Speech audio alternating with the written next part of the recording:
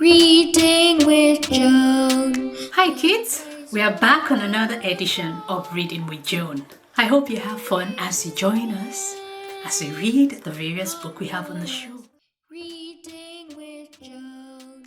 If you have not submitted your competition for the Kids Fest, kindly submit at readingwithjoan@gmail.com. I'll repeat, readingwithjoan@gmail.com. We look forward to your art, your short stories, your poem, your songs, whatever creative thing you can do.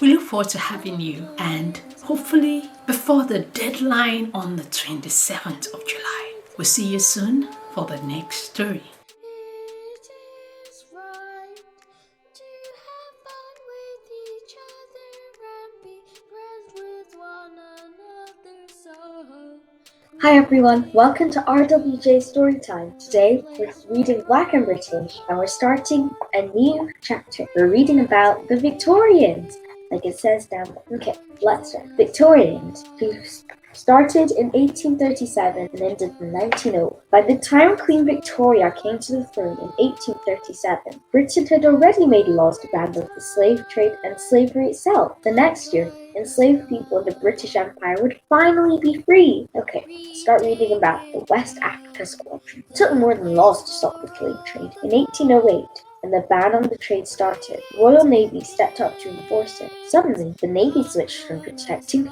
British slave ships to hunting them down. Any British slave ship caught by the Navy's new West Africa Squadron could have its sailors arrested and the captives freed. Britain had been the world's biggest slave trading country. Now it had an anti-slave trade police force. Wow, what a change. Soon, Britain began to make agreements with other countries' governments to ban their own slave trade, and the West Africa Squadron went after ships from those countries too. It wasn't an easy fight. Countries like Portugal, Brazil, and Spain all shipped more enslaved people to make up for the end of the British trade. There was far too much money to be made from slave trade for people to give it up entirely. While most British ships and companies did stop trading in enslaved people, British merchants still invested their money in slave-powered businesses, and British companies still made chains for use on enslaved people. One problem was that the slave traders could afford much faster ships than the Navy patrols, often escaped from them. The West Africa Squadron's best ship often started out being used by slave traders. When they captured a fast clipper called the Black Joan, the Navy turned it from an enslaved ship into a slave catching ship. In 1829, the Black Joan chased a bigger and better armed Spanish slave ship for 31 hours, day and night, and freed the 466 people on board. Wow, imagine how tired you would be chasing a ship for more than a day. Wow, no sleep too. Okay, let's read on. The daring chase made headlines back home in Britain, and the Black Joan became the West Africa Squadron's most famous ship. Some of the crew on board were Africans and the crew people of Liberia, who used to make their living as fishermen and were skilled sailors. Later in the 19th century, there would be communities of crew sailors in ports like Liverpool and London. The West Africa Squadron operated for nearly 60 years. The squadron only stopped a small proportion of the ships crossing the Atlantic, but it made a huge difference to roughly 160,000 people are freed. That's a lot of people that were about to be slaves. Well done to them. Many of those people made their home in the city of Freetown, Sierra Leone, where the West Africa Squadron had its base. They're called recaptives because they had been captured twice, once by slave traders and again by the Royal Navy. Well, they weren't properly captured by the Royal Navy, but they were still taken just to free them. Freetown became full of freed Africans from different countries and tribes with many languages and cultures. There is also a strong Christian culture in Freetown, where the British charity, the Church Missionary Society, taught the Bible and set up schools. The society even renamed the captive children after people who gave money to them. Wow! Freetown was shaped by Britain and by the many thousands of people whose lives have been turned upside down by the slave trade and the fight against. Okay, now we've got a little look at a special person, and her name was Sarah Forbes Bonetta. Let's read about this lady and find out what she did to make her so famous. While the West Africa Squadron was chasing slave traders, the British government was trying to replace the slave trade with other kinds of legal trade in Africa, from goods like palm oil, cotton, or ivory. The city of Lagos in modern Nigeria became the main trading port of West Africa. And kids, did you know Lagos is also the biggest city in modern-day Nigeria now? Okay, it became the main trading port of West Africa, and the Christian Sara community, which came to Lagos from Sierra Leone, was at the center of these trade. trades. Britain also sent its agents to talk to local leaders who traded in enslaved people. In 1850, Captain Frederick Forbes of the West Africa Squadron went to the Kingdom of Dahomey to meet King Gizzo to persuade him to give up the slave trade. Gizzo had made Dahomey rich through slavery, and not surprisingly, he said, "Kids, do you know where Dahomey is? Put it in the comments down below." Instead, to make up for it, he gave Frederick Forbes presents to take back to Queen Victoria, including a young enslaved girl of about 7 years old. It's sad she was a slave. Can you guess what her name was? On the way to England, the girl was given a new name, Sarah Forbes, after Frederick, Vanessa, after the ship they sailed. Sarah Forbes Vanessa was introduced to Queen Victoria, who liked her instantly and wrote in the diary that Sarah was sharp and intelligent. The Queen paid for her to be educated in Freetown, Australia. So she went from West Africa to England and back again, to be educated. Let's read on. Sarah Forbes Vanessa soon came back to England and lived in Brighton. Kids, if you don't know where Brighton is, okay, for your information, Brighton is in the southeast of England, in East Sussex. Let's read on what she did next. In 1862, she met and married James Pinson Labulade, a successful black businessman who grew up in Sierra Leone and made his fortune in Lagos. James and Sarah's wedding was reported in the newspapers, and their picture was taken by a celebrity photographer. They had a daughter named Victoria, whose godmother was Queen Victoria herself. When Sarah died, the Queen paid for her daughter to go to private school in England. Sarah and James Davies were both undoubtedly African, and they were also British, mixing at the highest levels of British life. They were black and British. Now, we're going to read about the World Anti-Slavery Convention, the campaigners who had fought for the end of slave trade and then for abolition of slavery itself. Were not satisfied with the end of slavery in British colonies. The job was still on. In 1840, 3 years after Victoria was crowned, the World Anti-Slavery Convention was held in London. Men from around the world spoke about the evils of slavery. Sadly, women speakers are not allowed. One speaker, Henry Beckford, had been enslaved himself until just a few years before the convention. He said, "I was a slave for 28 years, but look at me, I work on." There are other parts of the world where slavery now exists. This is still him talking. I trust Negroes, those were the black people in Britain, those were the there, will soon become free men as I am today. The Anti-Slavery Convention agreed that Britain had done a wonderful thing by abolishing slavery. They also agreed that the next task was to end slavery all around the world. The most obvious place to start this campaign with was in the USA had been independent for Britain for over 60 years, but the two countries were still very closely linked. Black people in the USA were already celebrating Britain's ban on slavery, while white Americans threw a party for their Independence Day each year on 4th of July. Free black Americans celebrated 1st of August, the day the slaves had been freed in the British Empire in 1838. Kids, you might want to celebrate on the 1st of August too. Kids, you might want to celebrate on the 1st of August like they did as well. Enslaved people in America saw Britain's colonies in the West Indies as places of hope. In 1841, a group of 128 slaves on an American ship called the Creole rose up against the crew. Did you know, kids, that Creole is also a language? It's a mixture of many different languages and is mostly spoken in Haiti. Okay, let's read on. They managed to take control of the ship and sail it to the British-owned Bahamas, where they would be free. The British anti-slavery movement wanted this freedom for everyone in the USA. They began a campaign that would bring people from both sides of the Atlantic together to work towards that goal. That's a good aim from my point of view. Okay, that's it for today. I hope you enjoyed the story time from reading Black and British, and I'll see you next time. Bye!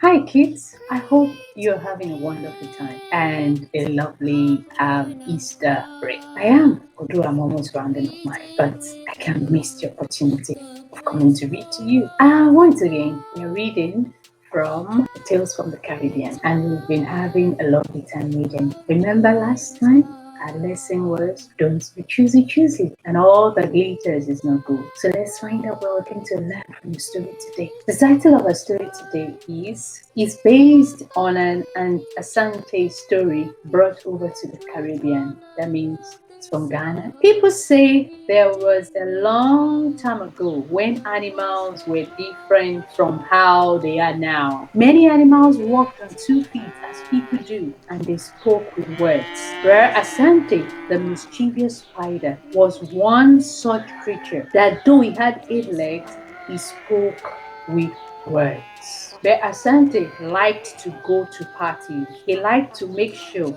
if there was something going on, a party or a feast or something, celebration or other, that he would be in the midst of it, enjoying himself. Most of all, Asante loved to dance. He believed he was the best dancer out of all the animals and loved to show off what he could do. This made him very popular, so he was always being invited to parties. Kids, do you like dancing? I don't like parties. Bear Dog and Bear Goats each decided to have a party. It so just happened that both parties were to happen on the same day. My wife is going to be cooking a fine feast, said Bear Dog. What is she cooking? Asked Bear Asante. Fried chicken with rice and peas and plantain and coconut cake and custard for after, said Bear Dog.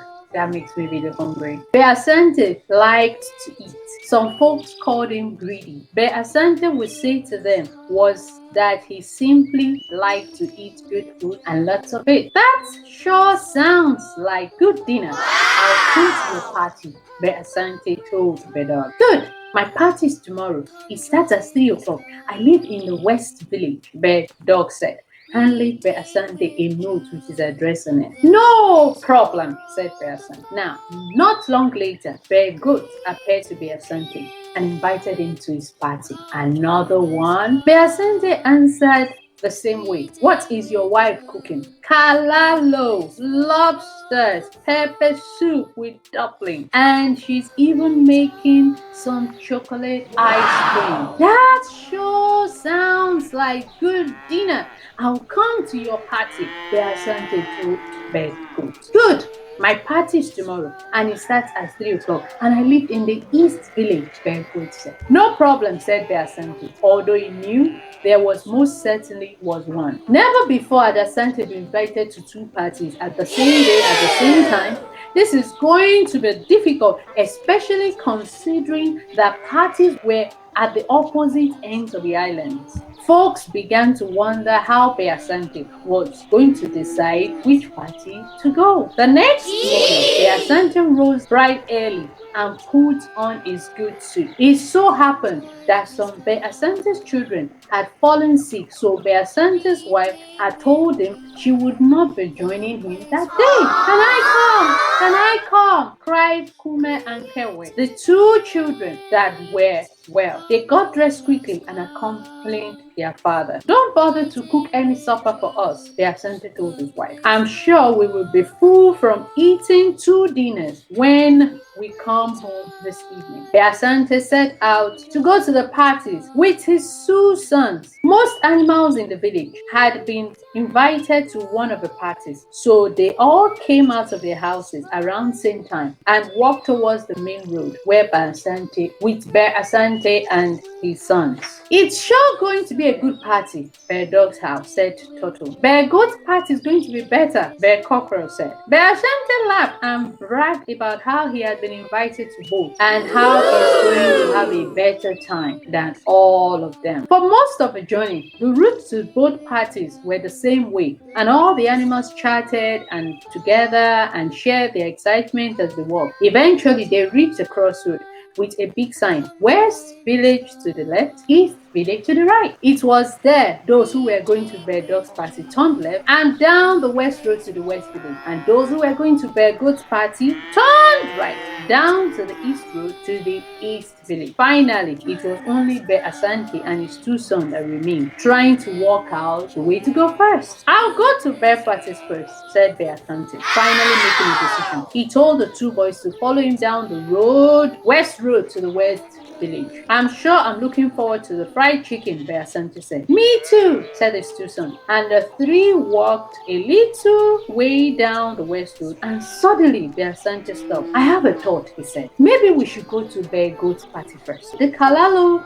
lobsters, and pepper soup with dumpling will surely start off the rest of the party just right. Kuma and Kewe agreed. Turn around, boys. Let's go to Bear Goat's house first. So Bear Asante and his boys turned back and walked until they got back to the crossroad. And when they reached it, they took the east road and leading to the east village. A little way down the east road, their Santa stopped again. Bear Dog's wife's coconut cake sure is calling me, he said. He told the boys to turn around and again so they could go back to the crossroad and take the west road to the dog's house in the West Village. This happened several times, and Bear Asante changing his mind about which party to go first. 1 minute it was Bear Dog, the next it is Bear Goat. The boys weren't happy that Bear Asante changing his mind all the time. Their legs were getting tired and they were feeling frustrated. We must go to the party first that serves food first, said Bear Asante, coming up with another idea. And after we have eaten there, we will go to the second party. How will we know which party is serving food first? Said Kuma. Supposing we choose to go to the first one,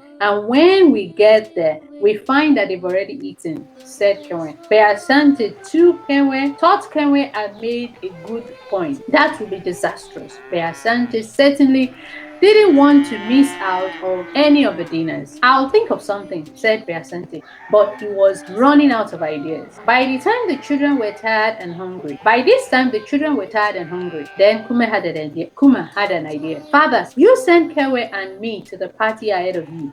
I will go to the fried chicken party in the West Village. Kuma loved fried chicken. And Kewe would go to the ice cream party in the East Village. No, said Kewe. I will go to the fried chicken party and you go to the ice cream party one. No, said Kewe. It's my idea. I will go. Push, said Bear Asante. I think it's a good idea for two of you to go ahead. When you get to the party, let me know when they are serving dinner, and the party that is serving dinner first is the one I will go to. It was finally agreed between them that Kuma will go to Bear Dog's party in the West Village and Kewe will go to Bear Goat's party in the East Village. All Bear Asante had to do now was to come up with a plan for the boys to signal their father and let him know which party dinner was being served first. Go home and bring 2 long ropes, Bear Asante said to the boys. The boys did as they were told, and when they returned, Bear Asante stood in the center of a crossroad, halfway between the villages, and tied both ends of a rope around his waist. He gave one end of a rope to Kewe and the other end to Kuma.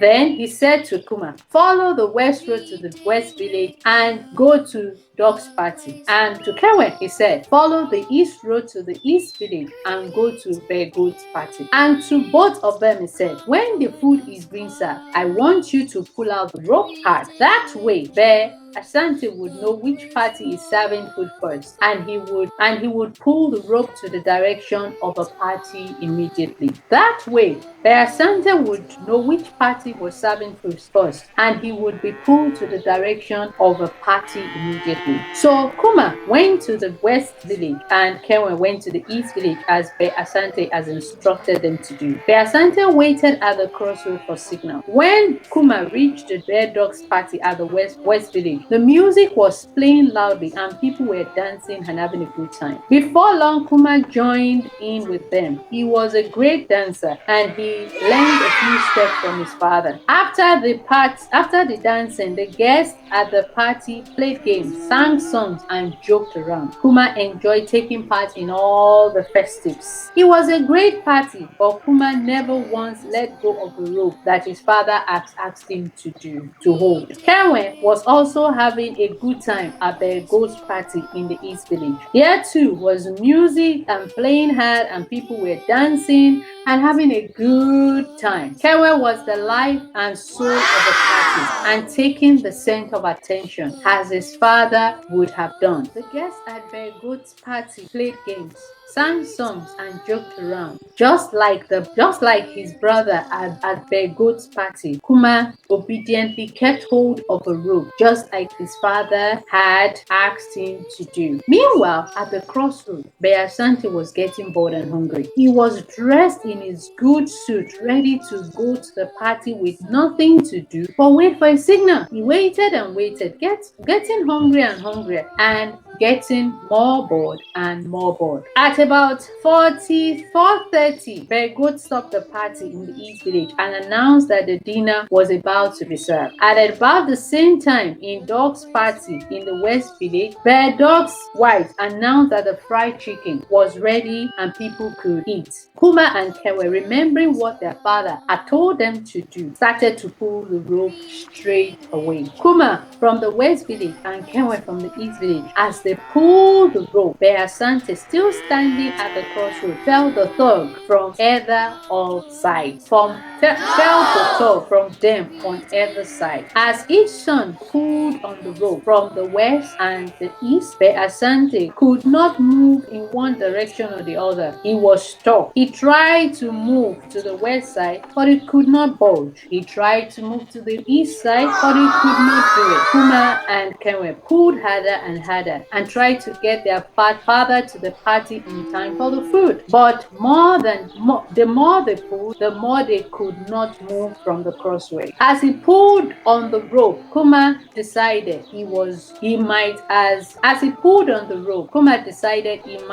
well fill his belly with some of my dog's fried chicken, with rice and peas and plantain, followed by coconut cake and custard for after. He enjoyed every bit. The party music continued, and still pulling the rope, Kuma danced the night away. Kenwe to fill his belly with Goat's delicious kalalo lobsters and pepper soup with dumplings, and finishing with chocolate ice cream. He kept pulling the rope the whole time as he danced into the night. Kuma and Kenwe only stopped pulling the rope when the party was over. Kuma thanked the dog and his wife and started back home. Kenwe thanked the goat for giving him such a wonderful time, and he started on his journey home too. When Kuma and Kenwe got to the crossroad where their father was waiting, they found him in the same spot where they had left him, but because they had pulled the rope so hard, it made Asante's waist extra thin and his body has puffed up like